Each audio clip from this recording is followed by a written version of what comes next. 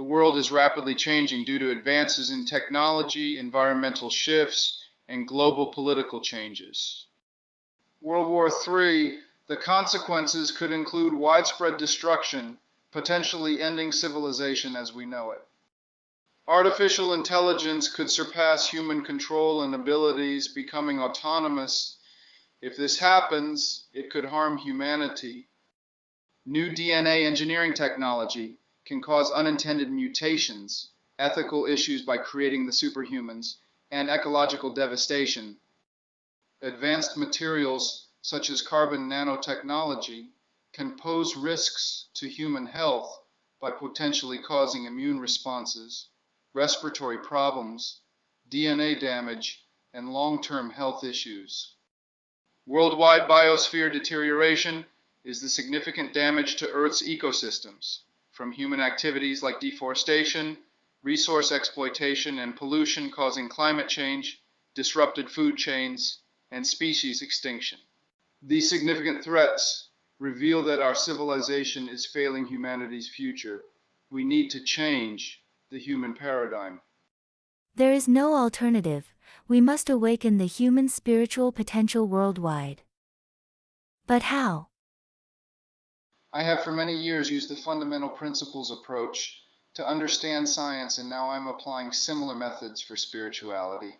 My vision: awakening humanity's spiritual potential and envisioning a world that experiences exponential transformation.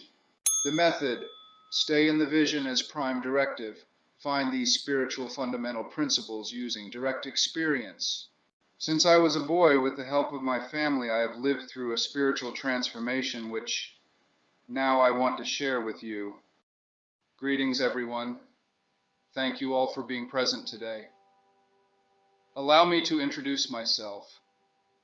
My name is Miguel W. Villaseñor, and I was born in the year 1957. It is a pleasure to have the opportunity to share my experiences and insights with you. My parents played a crucial role in my emotional development by providing me with unconditional love and support.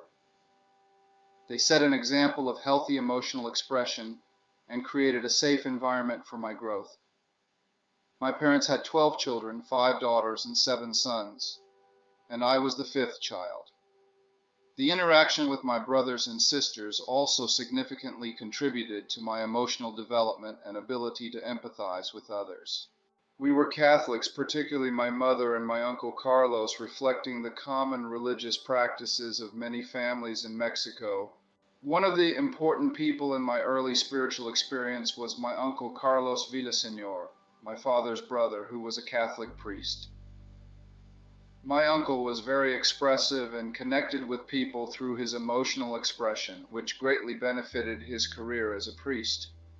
For example, when he had not seen someone for a while and ran into them, he would put on a face of surprise and delight that was theatrically impressive. When he celebrated Mass, he always spoke about the love of God with much emotional expression.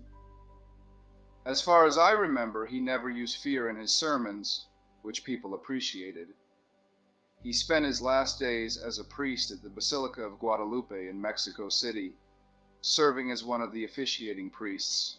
In the following section, my Uncle Carlos plays a crucial role in helping me discover the first fundamental of these spiritual principles. The next part details the interaction between my uncle and I when I was a child. Little Jesus, come out of the chalice and jump into my heart. When I was a little boy, I often stayed overnight at my Uncle Carlos's house.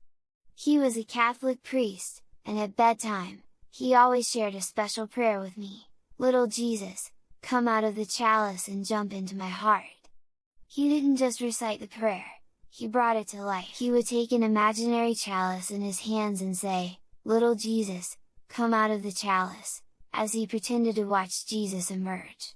His face would light up with joy, creating a deeply emotional moment. Then, as he said, jump into my heart, he would turn from the imaginary chalice towards my heart, guiding me through an extraordinary journey of vivid imagination and deep emotion. This happened often because I visited him frequently, approximately between the ages of 3 and 6. My mother also used this prayer regularly before putting me to sleep, but she likely didn't include the intense imagination and emotion that my uncle did. I researched this prayer and found that it originates from Catholic culture and is particularly rooted in Latin American tradition. As you will see later, this prayer significantly influenced my spiritual awakening and taught me a fundamental principle. The divine resides in my heart. It conveyed this message using three tools: sound, his voice; imagination, acting; and emotion, his and mine.